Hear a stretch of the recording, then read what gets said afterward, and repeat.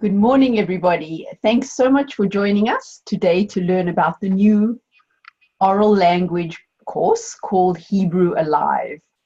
My name is Kaye, and I'm the Director of Educational Services at Behrman House. And with me today is the author of Hebrew Alive, Miri Avraham, who lives in LA, and that's where she's calling in from today.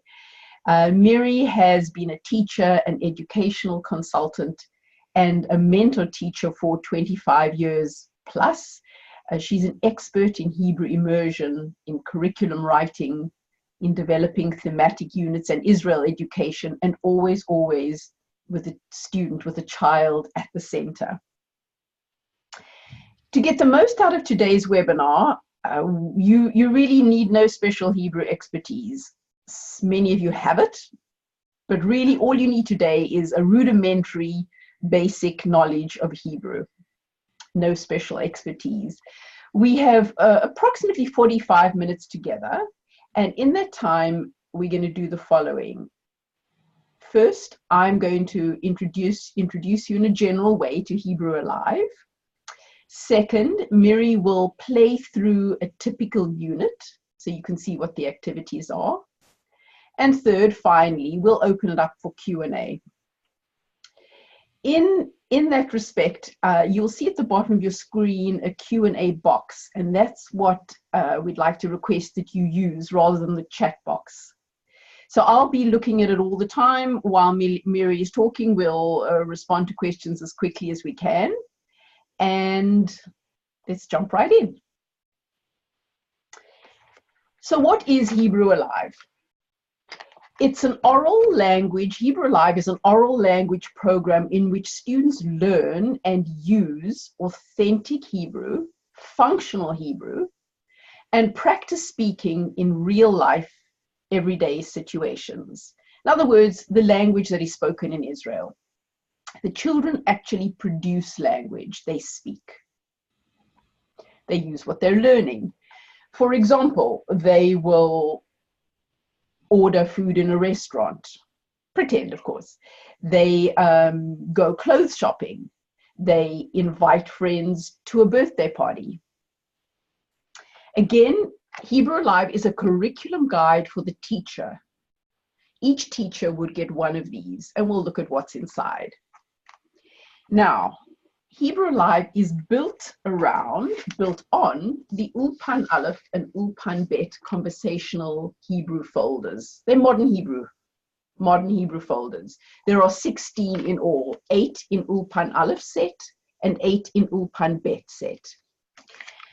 So while Hebrew Alive is built around and uses the vocabulary plus from Ulpan Aleph and Ulpan Bet, you do not have to use the folders. You can conduct an entirely conversational oral language program simply by using Hebrew Alive, the blue book with the kids jumping. Hebrew Alive includes the 4 ACTFL, American Council on the Teaching of Foreign Languages, the 4 ACTFL proficiencies: reading, writing, speaking, and listening. So, of course, if you're using it purely for the oral piece, you'll be doing the speaking and the listening. If you decide to weave in the Ulpan Aleph and Bet folders, you'll be adding in the writing and the reading and the writing. The curriculum guide, Hebrew Alive, shows you how to use the folders. In every unit, we give the instructions for using the folders if you so choose. Let's take a quick minute and ask ourselves, what are the benefits of doing oral Hebrew?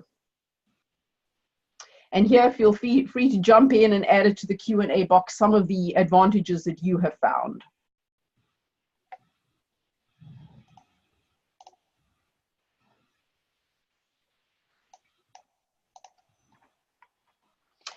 Okay, we all know the value of getting children out of their seats, of moving, of engaging with the language. It's first of all, it's fun. Second of all, it's much more motivating for them than being the rote recipients of information, of the language. It brings it to life. It just makes it much more meaningful and more relevant to the children.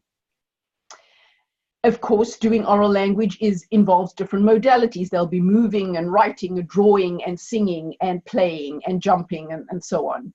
And they will, of course, be hearing and speaking. And very important is that for our children learning to decode for the first time, it puts the new letters and vowels that they'll be learning and these various constructs into a familiar context. They'll already be familiar with words like shalom, ma shlomcha, shmi so-and-so, or Hashem sheli, or tzedakah, cultural words perhaps, classroom labels, delet, shulchan, and so on. So it provides a context for the new decoding skills. Any other thoughts, please? Yes, and as Dina Mabin says in her comment in the Q&A box, it provides scaffolding for Hebrew reading. Exactly. It gives them basically something useful to do in addition with the skill they've just learned. So, what's the grade level? And how long does it take to use Hebrew Alive? We recommend that you use this program anywhere from grades 3 through 7. You could start as young as 2nd grade. That's entirely up to you. In fact, there's a tremendous amount of flexibility in Hebrew Alive. If you're in a day school, and we have many day school teachers on the webinar today, you might want to start earlier. You might start at 1st grade. If you're in a religious school and you're a teacher there or an administrator, you might say, no, I'm going to start at the same year kids are learning to decode, let's say 3rd grade, even 4th grade. We leave that to you. So then the question is, well, how much time should I devote to Hebrew Alive? Again, this is entirely up to your discretion. You might say, I'm going to do it every time we meet, every session. If you're in a religious school, it might be twice a week or once a week. We're going to do it every session for 10 minutes or 15 minutes. Nope. You might say, well, we do a prayer program and that is our focus. So I think we're going to, at the end of each prayer module, we'll introduce this perhaps once a month for a full session. And again, it depends if you want to do every activity that we include or just pick and choose those that are most appropriate, that you like best. As we go, I'm watching the Q&A box, so feel free to ask your questions. And then I have one more question for myself that I'm going to be answering on your behalf. And how is the course structured? I'll respond to this question and then we will turn it over to Miri. How is the course structured? There are 9 units, each with a theme. So for example, there's a unit called Let's Party, and that is based on 2 Ulpan Aleph, these are 2 Ulpan Bet folders. One is called Hamisiba, and the other is called Yom Huledet. These are 4 pages, by the way. So in other words, this unit called Let's Party uses the same vocabulary that we include in Ulpan Aleph and Ulpan Bet, but again, you do not have to use the printed piece if you so choose. Yeah, you could add these in. You can add in the print piece if you want for, for individual, small group activities, some collaborative work, and especially useful for children who are a bit more advanced. So that's really it. So let me know other questions about the structure. Again, 9 units, and each unit is divided into 5 steps. Every unit has the same format, 5 steps, beginning with warm-up, ending with enrichment, which is what Miri is going to run through now. Before I turn it over to Miri, we have 2 questions. First is, how does this compare to Onward Hebrew? And the second is very similar.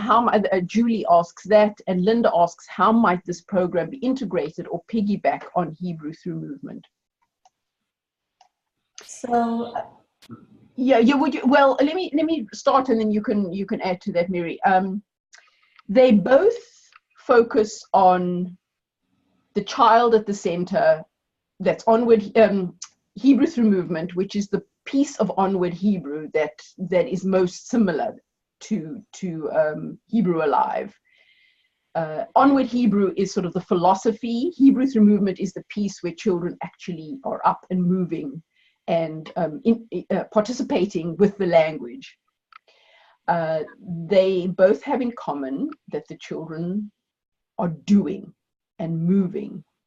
They have in common that the children are hearing the language, that they are responding.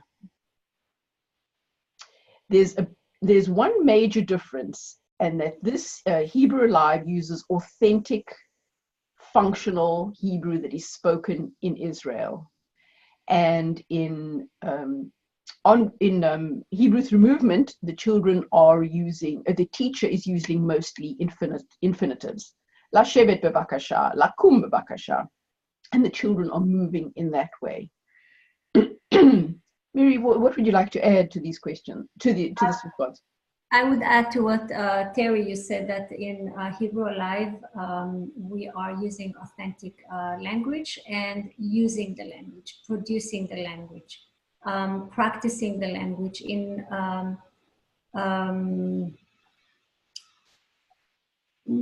the program. I'm sorry, what was the name of the?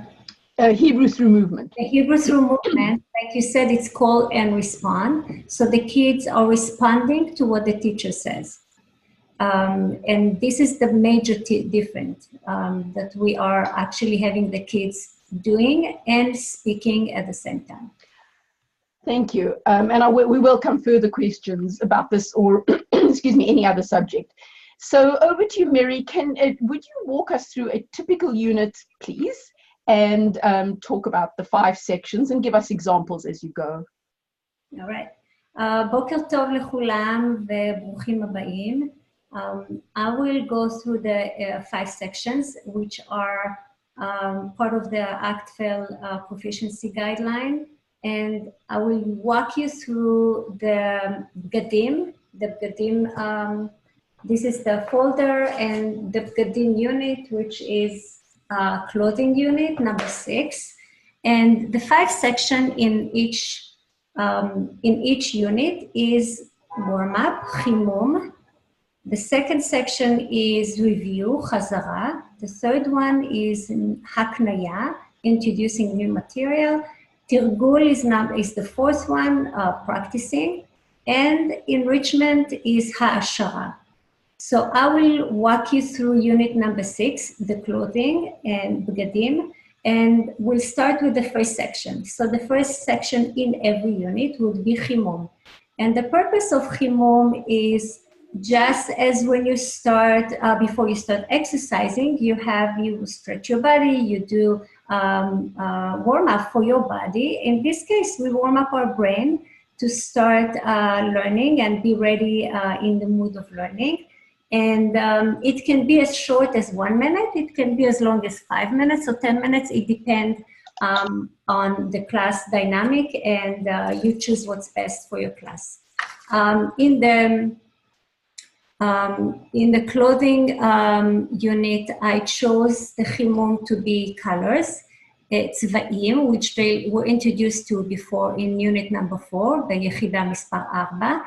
And I'm assuming they know the colors already. However, I provide in every section of a unit, I provide the vocabulary on the board or smart board, whatever you have available. And it's not, it's just for them to see them, to use them. We are not testing them. And for the example in the clothing unit would be colors, tzva'im. So you would hold up construction paper in different colors, and you say, "Ez tzeva ze," they will respond, "Adom, tzahov, kahol," and you move on with the colors that you want to ask them. It can be short, 1 minute or 5 minutes. Also, chimum can be a dance. Chimum can be a song, as long as they get, you know, kind of like check in together. So that's the chimum. The second section in every unit would be review, which is the purpose of this review is students learn, practice what they learned earlier. And this activity is really not to be pressure. It should be fun and engaging. They should be familiar with the vocabulary. If they don't remember it, it's for them available on the board, or again, whatever you have available in the class. And by providing the vocabulary, you're actually setting them up for success. They don't have to worry, do I remember that? Do I not remember? Or some kids will choose not to participate because they don't remember the words. So it's just there for them to use.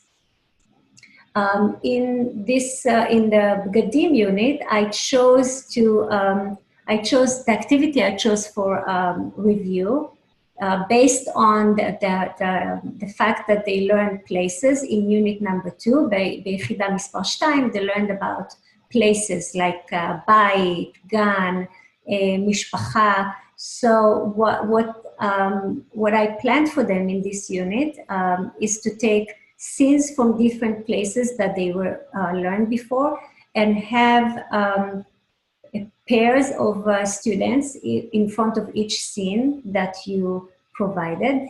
And one kid will be the recorder, one kid will be the speaker. And while one kid is saying what he or she sees, one will write the words that the partner says. So for example, it might be בפארק. So a student might say, חתול, כלב, עץ, פרח, אדום, צהוב, שמש, and so on. If the partner does not know how to write, it's perfectly okay. They can just say it, and when they're done, they move to the next scene, and that's how they rotate from one scene to the other. And if you have kids who are more advanced, you can, of course, again, I provide the phrases and the sentences I want them to use. So for advanced kids, you would say, בפארק יש כלב, בגן יש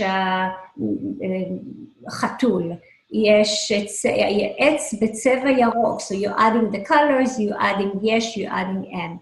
Miri, excuse me interrupting. I have a request. We have a request from a participant who's asking that you please translate the Hebrew words you use, because there are a number of people on the webinar who don't speak Hebrew and they're just here to learn about it.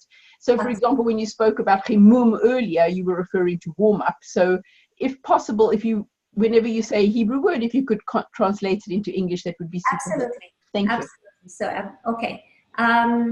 So is it okay? Would you like me to repeat the review, or we'll just move on? Okay. So we'll move on.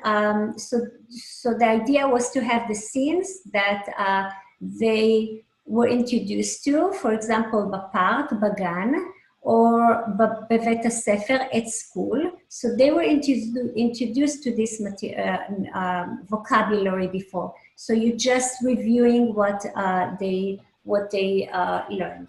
The next section, the third section in a unit, is haknaya, which is introducing new material. So the purpose of this section is to learn new material, building on what they have learned before.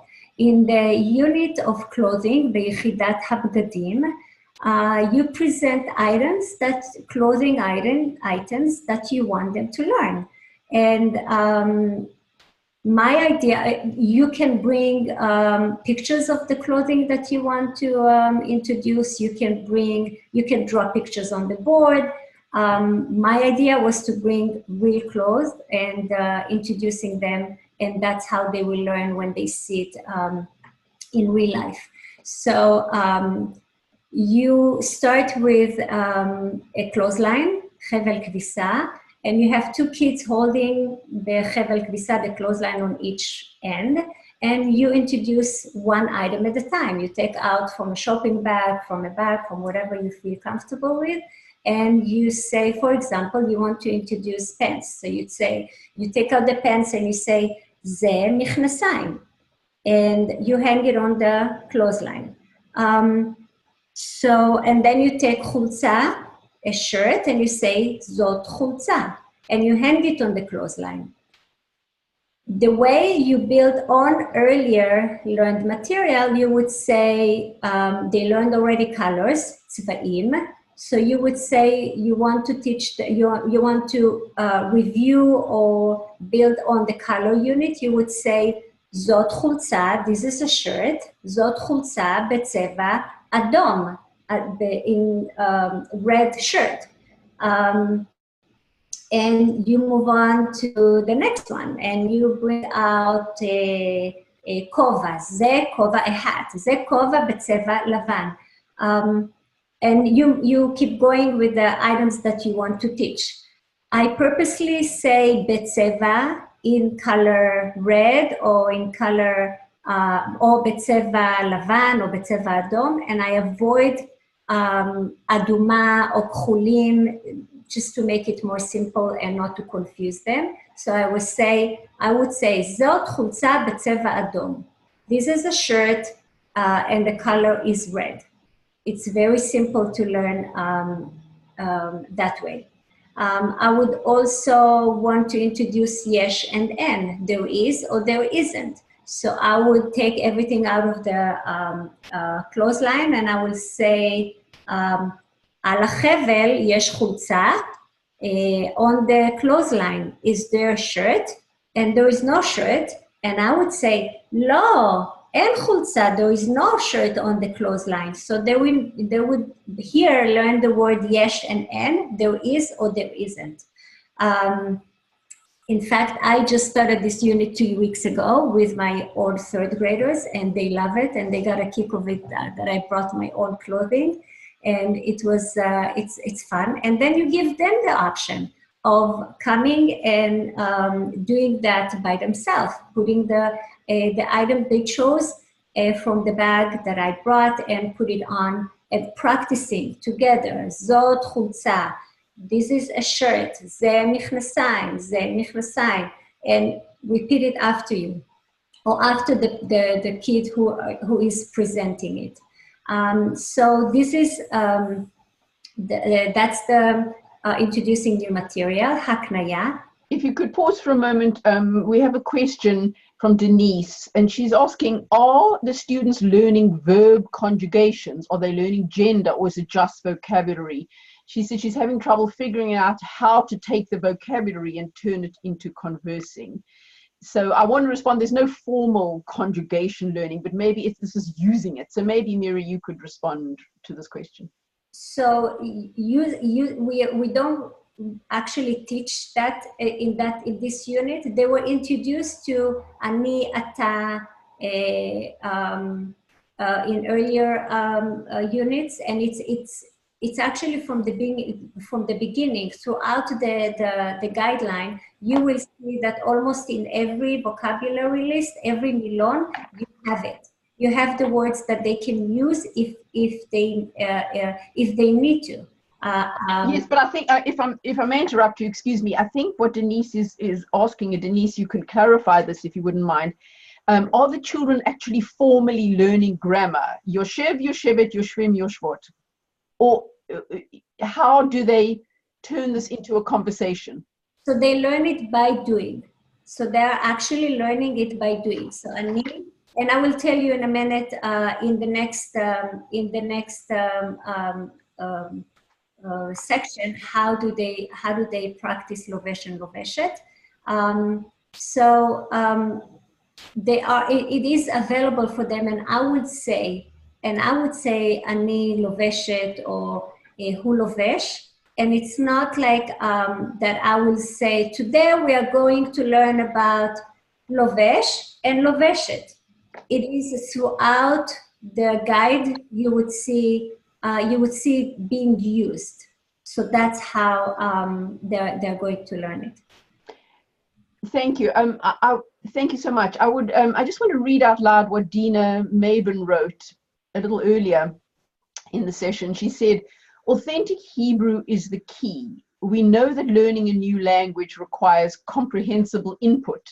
That means that learners need to hear the language as it is authentically used in order to learn it. It's essential that learners are exposed to the language as it is actually used, rather than some simplified version of that language that does not reflect the way that native speakers speak. It is. Right. Thank you, Dina. There are a couple of other questions that we'll get to as we go, but if you would, Miri, if you could continue, and then we'll have lots of questions during Q&A. For the fourth section in every unit is Tirgul, Chazara. You practice, the purpose of this section is to practice what they just have learned. And practice doesn't mean to test them. It's just practicing. And of course, the vocabulary is still fresh, the phrases are still fresh, it's on the board, they can see it. Again, it will be easier for them, you setting them up for success. And for example, in this unit, B'gadim, in the clothing unit, I chose the activity that's called Walk the Runway. And in Walk the Runway, you can bring butcher paper, white butcher paper, and put it on the floor across the room. Have two chairs of, two lines of chairs in each side of the runway. And then kids choose to walk the runway, and one will say what the person who is walking the runway wearing. This is a fun activity, purely language, no judgment about what Terry is wearing, if it's nice, if it's not nice, if I like it or don't like it. It is just using the vocabulary to describe what someone is wearing. And here they are going to use lovesh and loveshet. So if I'm walking the runway, I would say, one of the students would say, Miri loveshet chultza b'tzeva lavan. Miri is wearing a shirt in white color, and מכנסיים בצבע כחול, and a pants, and a blue pants, וכובע, maybe, and a hat בצבע שחור. So that's how this activity is going to go on. And very simple, fun activity, and practicing what they just have learned.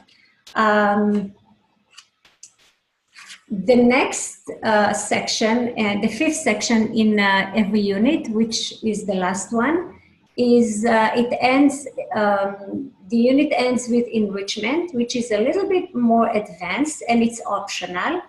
And so if it's optional, you might ask me why would we do it if it's optional? And I think that it gives opportunity for more advanced kids to do, and it gives you the opportunity to do to have differentiation learning for those who need this advanced activity. For the unit, for the B'gadim activity, the enrichment I thought about was pretending to go on an Israeli website and buying clothes in Hebrew. So that's a simple activity for the more advanced kids. These are the 5 sections in each unit, and my goal in creating this guide with the different sections was to be clear, organized, and easy to follow. Any questions about the different sections? We have a lot of questions that people have submitted. First is, one was from Einat, and I think she might have left already. She said she has to run into class. She teaches in a day school. Will the webinar be recorded and emailed to us? I'm interested in the program and so sorry I can't watch to the end.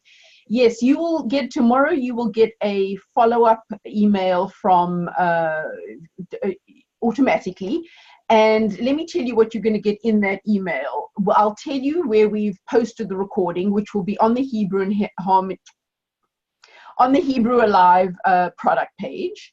The recording will be there for posterity, and we will also send you, we have a rather informative Q&A from Dina Mabin, who's an expert in Hebrew language acquisition and into the research behind how children learn.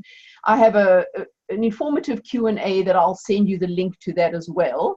And then the third thing that you'll receive tomorrow is all the words from Hebrew Alive, all the vocabulary. We have prepared 285 word cards in Hebrew and English, and you'll get that tomorrow with our compliments. So before we jump to our last section, Miri, let me see. I just want to be sure that I've answered the questions. Is this usually, Sarah's asking, is this usually a 1-year course or 2 years?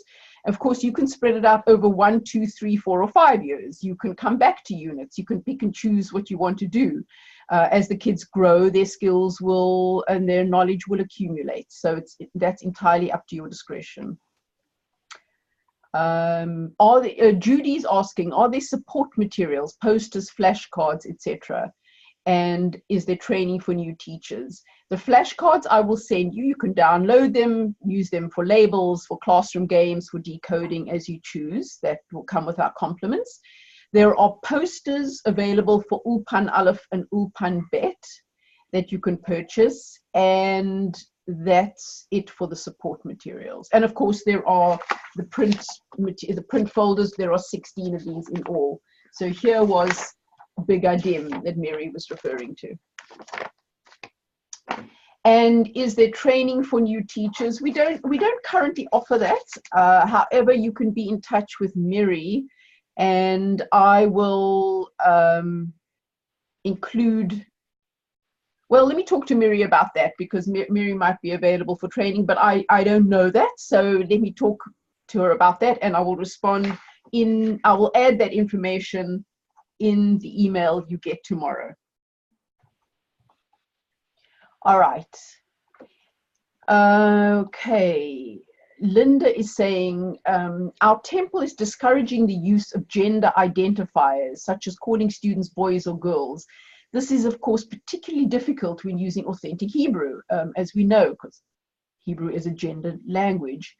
Any suggestions on how to combine authentic Hebrew in the lessons without labeling students by gender? Miri or anybody else who's on the call? Again, this is Hebrew is a general language. It's a little difficult to learn or practice without that. And I would say when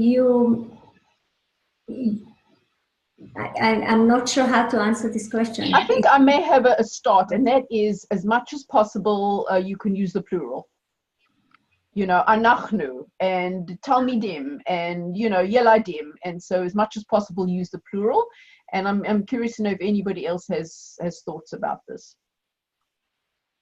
And while we're waiting for other responses, Julie is asking, are the entire sentences, the dialogue in the lesson plans in English? They're translated. They're all in, actually asking, are they all there? Yes, they're all there in Hebrew, exactly the script, and they're all translated into English.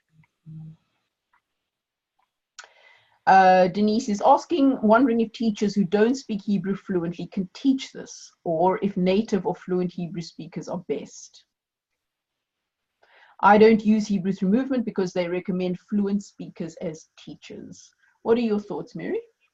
As we said before, you don't have to be fluent in Hebrew to know it, because you have all the instruction in English and in Hebrew, and it also tells you. So now say that to the kids, and you have the sentence in Hebrew and you have the sentence in English. So you have everything there. You don't have to be fluent. Of course, you need to practice before before you start the lesson, you need to know what to say and be prepared. But it's all there for you to be ready to teach. Thank you.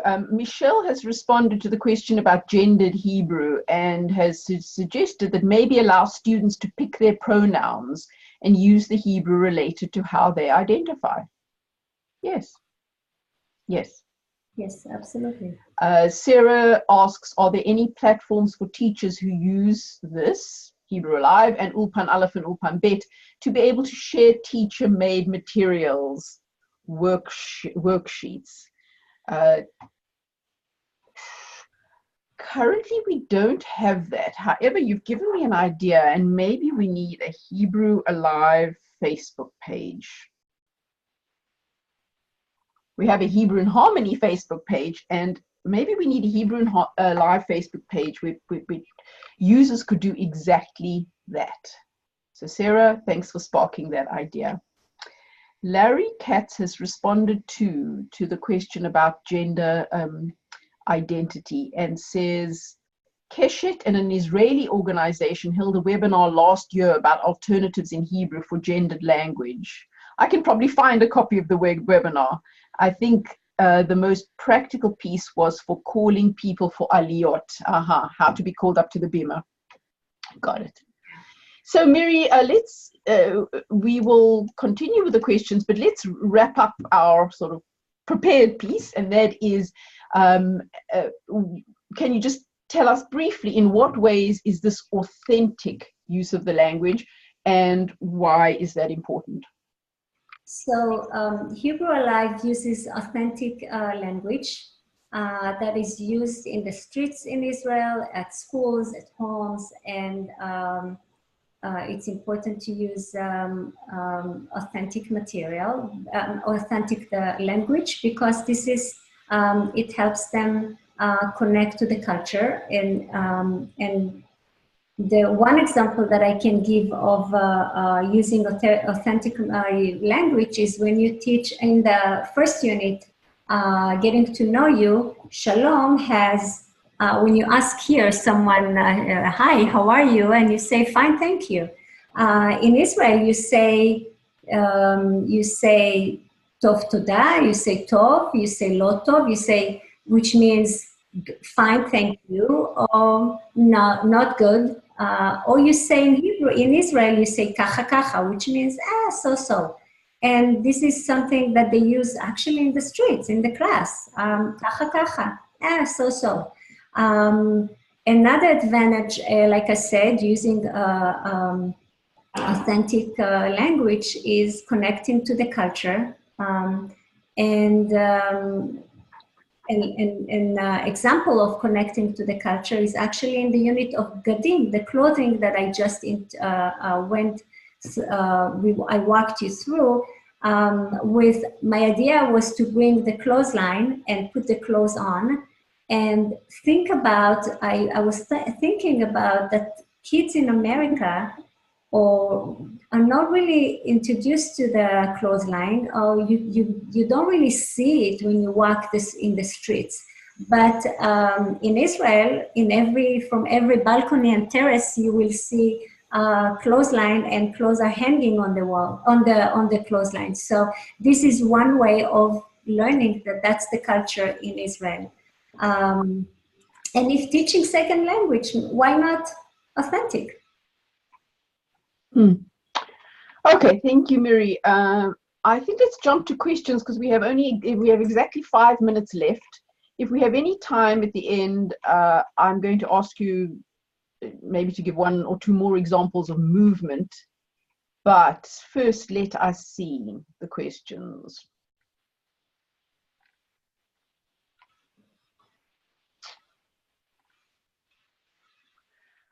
Okay. Is there any thought to create, Sarah asks, is there any thought to creating some videos for teachers who are not fluent to be able to use in their classes, especially with student actors? Yes, I hear it's a good thought, Sarah. I'm actually also seeking to set up a video shoot with children actually using the program, so you could see it in in actuality, in reality. So thank you for that suggestion. Dina is adding some information that there's a big debate in second language education about the use of native versus non-native speakers. Very briefly, she says, where beginning learners are concerned, non-native speakers actually have an advantage. They provide exceptional models of Hebrew second language learners. They can also better anticipate where learners will have problems and may have developed strategies for coping with the difficulties. Thank you, Dina. All right, that's the last of the questions. So Miri, perhaps you could wrap up with, sorry, go ahead. Sorry, I just want to add to what Dina said. When I find that when I have kids in a class who are Hebrew speakers and kids who are not Hebrew speakers and have no background, I find them more successful in learning the second language because, like Dina said, they are starting from scratch and they find they adapt themselves to learn the second language, while those who are speakers have already the habits of saying different things without not necessarily the correct way of speaking. I think, thank you. I think that is the case. And I think Dina was also referring to the teachers themselves. And Dina, if you could, if you could type in if you were referring to teachers or students or both, that would be helpful. So to wrap up, Miri, maybe could you give us just one brief example of, another example of how you incorporate movement for that fun, engaging quality? So one quick example is in the unit of getting to know you. What time is it? The name of the activity is what time is it? And this activity is built on practicing the numbers combined with the hour. And it's a simple game like Mr. Fox, what time is it? They know the game, it's familiar. And when one student stands in one end of the room, the rest are standing on the other side of the room. And of course, you have the vocabulary, and you can use. And they would say, Ima ma sha'a, or Abba ma sha'a, Mom, what time is it? Dad, what time is it? Or they don't have to say Mom and Dad. They can just say the name of the kids. What Terry, ma sha'a, Terry, what time is it? And the Terry would say Chamesh. So the rest of the kids will move forward or jump forward 5 times, and they would count as they jump. 1, 2, 3, 4, 5. And then they stop and ask again, Terry, ma sha'a. And she would say, Sheva. They would start jumping. 1, 2, 3, 4, 5, 6, 7. So that's a quick example of how it's fun practicing the color and, the numbers and the hour. Thank you. And just a final point of clarification from Dina is that, yes, she was referring to teachers, the advantage of non-native speakers in a second language classroom. So thanks for clarifying. So, dear friends, thank you so much for being here today and for sharing your time with us. I will send you those materials as I promised. And a very big thank you to you, Miri, first for writing the program, for your expertise, and for giving us your time today and helping us understand how Hebrew Alive works. It's my pleasure. Thank you. We will post the recording by tomorrow on the Hebrew Alive product page. And again, I will give you the link to that. So to all of you, a very big thank you for being here. I really appreciate it, and we'll look forward to seeing you again soon. Toda raba. Thank you.